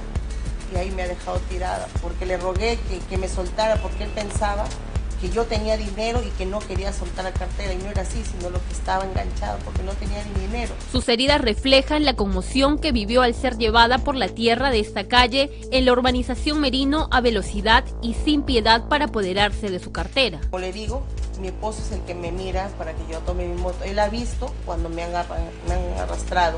Él ha corrido para ayudarme. Y ya cuando dobla la esquina me ve que estoy tirada, ya yo a punto de desmayarme porque me había incluso roto la cabeza, todo. Su esposo está a punto de perder su trabajo porque al no tener familia en la capital, Yanina se ampara en él como enfermero. Señor, usted logra correr porque ve a su esposa que en esta parte donde está este desmonte, esos delincuentes ya lo habían agarrado ya de la cartera. Ya lo habían agarrado, entonces yo corrí atrás del carro y la han botado a media cuadra. Ya, ¿hacia dónde fuga el vehículo? Hacia Tupamaro. Hacia ese lugar. Salió de su casa para un nuevo día de trabajo en esta concurrida cevichería de Comas y al caminar por su vecindario apareció un auto que desencadenó su pesadilla. Ella venía a trabajar como siempre a las 6 de la mañana, salía de su casa y bueno, estos delincuentes, ¿no? Malditos que paran desgracia en la vida de cada persona, de cada joven, de cada niño, y la ha arrastrado, le han querido robar, la han maltratado toda, ahorita no está trabajando. Todos los distritos de Lima Norte están a la merced de la delincuencia. Prueba de ellos es que Yanina también fue asaltada en este verano cerca al puesto de comidas donde labora. Sí, realmente estamos preocupados los vecinos. Yo acá vivo 50 años en Comas y lamentablemente durante todos los años los alcaldes que nos han gobernado no tienen interés para poder dar solución al tema de seguridad ciudadana. Y hay que ser bien claro, creo que la policía está corrupto, lamentablemente en todas sus aferas. Yo creo que tiene que haber un cambio desde arriba, del gobierno. Si eso no sucede, lamentablemente esto va a continuar. Y también tiene el alcalde como máxima autoridad es el presidente de Seguridad Ciudadana, pero sin embargo no está haciendo a cambio nada de eso. Lamentablemente tiene injerencia para poder convocarlo, pero no tomar decisiones y hacerles el cambio. Yanina García exige al Ministerio del Interior y a los serenos de Lima Norte que frenen la ola de delincuencia que literalmente va arrastrando por el sendero de la muerte a 3 mujeres en menos de un mes. Al alcalde que vea un poco más de seguridad para esta zona, porque ya es demasiado. Al ministro que vea, que hablen con la gente, los policías, más seguridad. Eso es lo que yo más pido, seguridad para el barrio. Porque como le digo, no es primera vez, ya son varias veces que pasa lo mismo.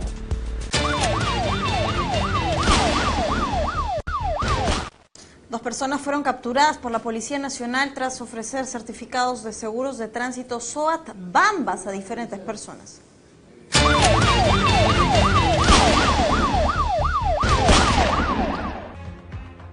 Tras un paciente trabajo de inteligencia, la División de Investigación de Estafas de la Policía Nacional logró detener a 2 sujetos que se dedicarían presuntamente a la emisión de certificados de seguros de tránsito SOAT, quienes pertenecerían a la banda criminal Los Aseguradores Bambas. Es sabido que los seguros de motos en la ciudad de Lima fluctúan a partir de los 500 soles. Sin embargo, estas personas lo ofrecían en venta en 120, 150 soles. Ambos estafadores fueron intervenidos en su centro de operaciones, donde contaban con todos los implementos necesarios para poder engañar a los incautos. Ellos emitían seguros de la Positiva y Reaseguros SA, falsos, por un monto entre los 150 y 200 soles, cuando los originales cuestan 500 soles. Los detenidos fueron identificados como Michael Edgar González Vera y el ciudadano venezolano Atilio José Villalobos Flores, de 21 años de edad. Una vez que captaban a su cliente, el ciudadano venezolano se dirigía al jirón Huancayo 480 en San Martín de Porres, donde funciona una cabina de internet. donde solicitaba a su administrador, que es el señor Michel González, y le promocionaba un USB. Con este USB él ingresaba a una cabina y efectuaba a rellenar los formatos que tenían ya digitados en el programa Excel. Una vez que ya tenían llenado el formato, el dueño del internet procedía a cuadrar o enmarcar el formulario de SWOT en blanco para su impresión, para lo cual lo aseguraba con estas cintas mágicas.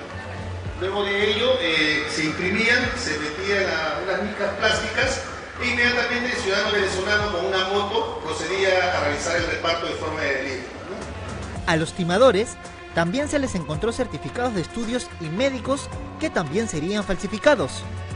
Ambos fueron conducidos al Departamento de Investigación Criminal, donde se llevan las investigaciones del caso. Joseph Valle, Noticias en Digital.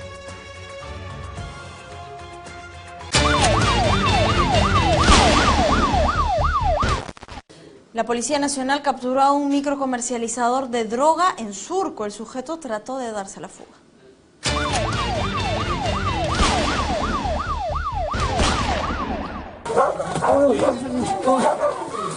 De esta manera, agentes del Grupo Terna detuvieron al escurridizo Pelito. El intervenido, al notar la presencia policial, intentó darse a la fuga ingresando a un callejón, pero finalmente fue encontrado y detenido por la policía.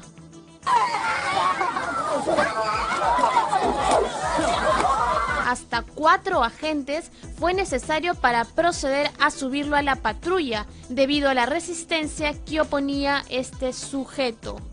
Miguel Ángel Calixto Flores, de 29 años, un conocido microcomercializador de pasta básica de cocaína, estaba siendo seguido por agentes del Grupo Terna desde hace varias semanas en Surco. Dentro de sus pertenencias se le encontró una bolsa que tenía 77 envoltorios de papel periódico tipo quete, 3 envoltorios de clorhidrato de cocaína, así como 92 soles. Calisto. El intervenido y las especies incautadas fueron puestos a disposición de la comisaría de Surco para las diligencias correspondientes.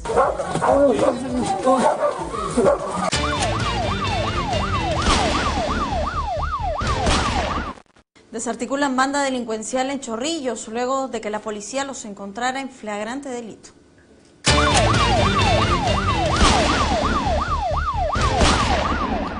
Agentes de la comisaría de Chorrillos, al notar que 2 sujetos en auto robaban una cartera a una señora, emprendieron la persecución contra Daniel Sayán Alzamora, de 25 años, y Junior Romero Campos, de 27 años. Los sujetos, al verse descubiertos por la policía, se dieron a la fuga. Ingresaron a un inmueble ubicado en la avenida Mariscal Castilla del mismo distrito, momento en el cual la policía aprovecha e ingresan y reducen a estos 2 sujetos. Además, se encontraba en la vivienda Gregorio Salazar Luján, de 60 años, alias Viejo. Durante el registro domiciliario, la policía encontró gran cantidad de artículos presuntamente robados a varias víctimas. Se incautó además celulares, una cámara profesional, 20 carteras de diferentes marcas, tarjetas de crédito y débito.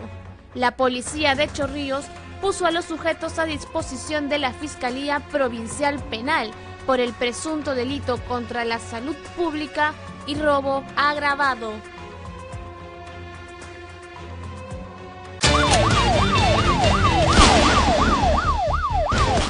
Un hombre asesinó a su pareja tras una discusión en la habitación donde vivían. Esto ocurrió en San Juan del Urigancho.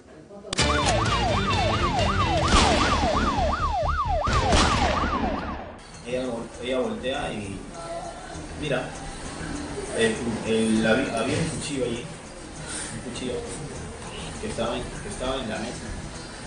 Cuando yo veo el cuchillo estaba debajo hay un peluche, debajo de ese peluche estaba. Cuando ella se mueve, yo veo eso. ¿y eso qué hace acá, digo? Y con eso yo le llegué a dar, porque ya tal vez no... O sea, tú estabas dando los tiroteos. O sea, ya con la navaja le he dado parte del hombre y del cuello.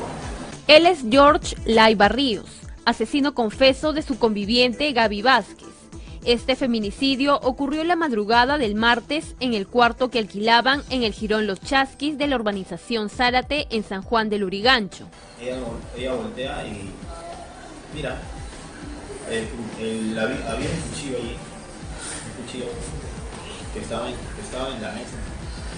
Cuando yo veo el cuchillo estaba debajo hay un peluche, debajo de ese peluche estaba. Este sujeto descargó toda su furia con su pareja, cogió una comba y con eso la golpeó 2 veces, y al ver que aún estaba viva, decidió matarla con un cuchillo.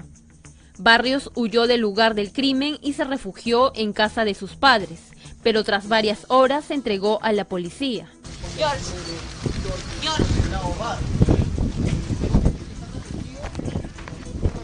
Este asesino confeso fue derivado a la Divincri de San Juan del Lurigancho, donde permanecerá para continuar con las investigaciones por el delito de feminicidio. Una palabra tal vez de condolencia a la familia.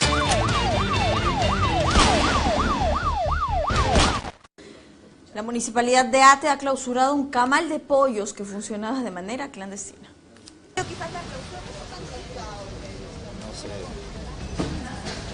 Sobre todo porque continúan trabajando, si es clausura temporal.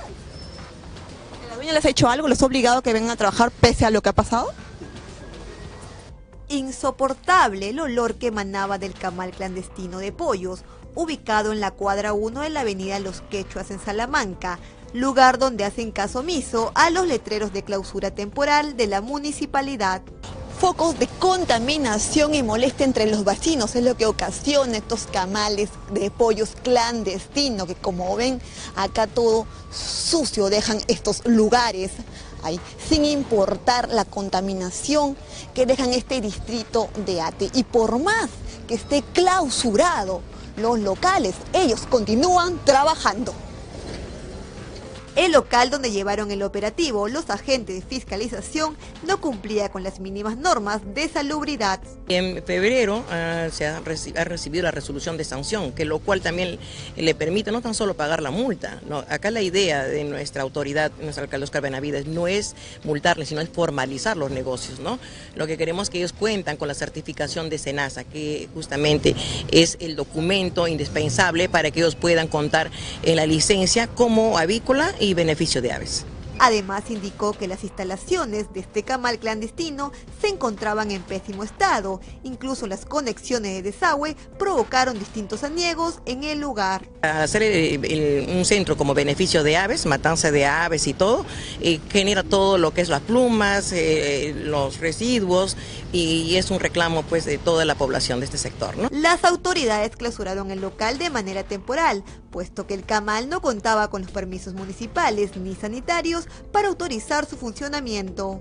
A pesar, según ellos lo han limpiado, según ellos manifiestan que ya no trabajan acá, pero vemos acá el lugar como está y podemos absorber el olor insoportable de que genera pues esta clase de actividad que hacen, ¿no? Sin la licencia que corresponde.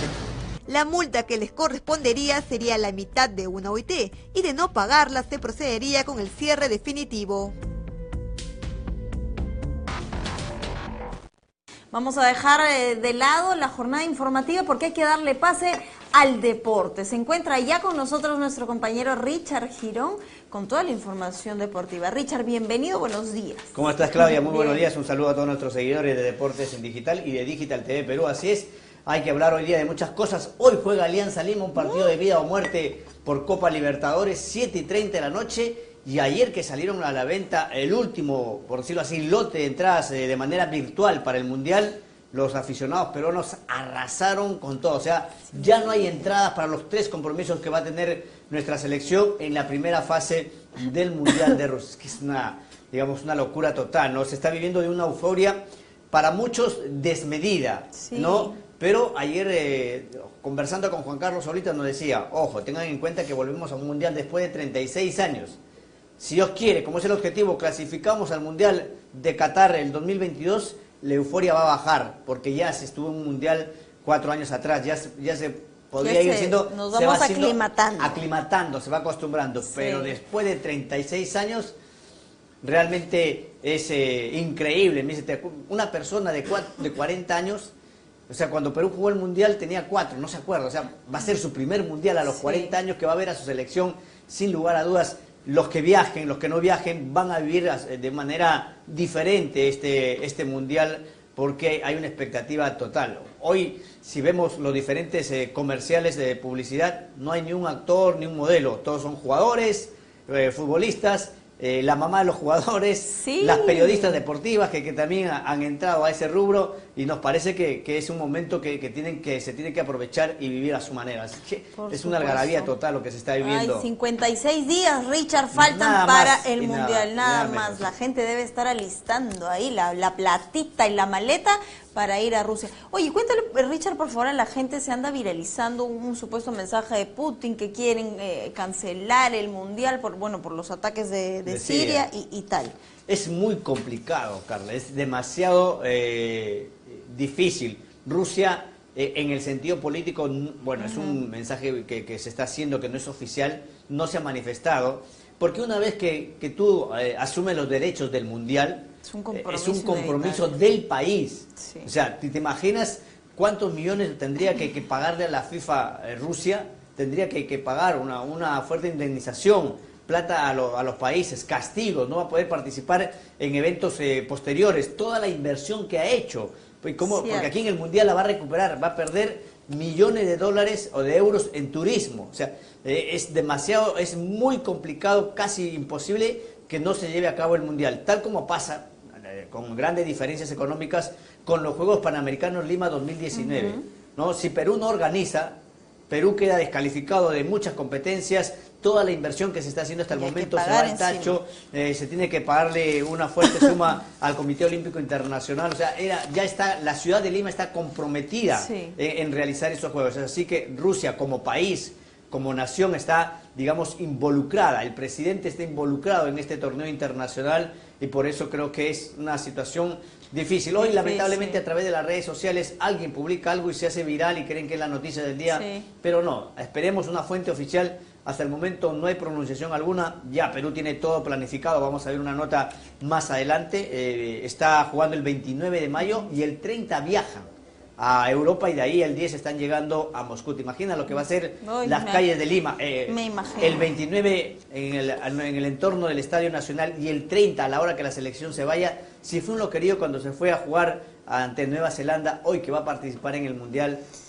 Algunos hinchas están pidiendo que sea un bus abierto, que vayan los jugadores para que se vayan despidiendo porque la gente se va a aglomerar en las avenidas. Qué lindo se viene el Mundial, pero aprovechar este viral en todo caso para que sea una verdadera fiesta donde se respire un ambiente deportivo sano y donde además se den las garantías necesarias para que no se vea mermada esta fiesta de fútbol con cosas feas, ¿no, Richard? Sí, definitivamente. Esperemos que eso sí, claro que sea una fiesta del fútbol, que disfrute el fútbol, que gocen los 22 protagonistas que salen al terreno de juego, los miles o millones de aficionados que van a ir a los diferentes estadios y los que tienen, digamos, los que no tienen la posibilidad de ir a Rusia y van a ver esta justa mundial. Es el campeonato más importante del mundo, no hay evento deportivo más grande que el Mundial, eso ha quedado establecido, por algo el fútbol es el deporte rey. Lo disfruten y que vean y vivan una fiesta del fútbol, ¿no? En diferentes horarios, va a haber partidos de la selección a las 9 de la mañana, a las 7, por la diferencia horaria, en Europa se va a jugar en un horario estelar, así que en diferentes partes del mundo yo creo que lo único que deseamos y que queremos y esperemos que sea así,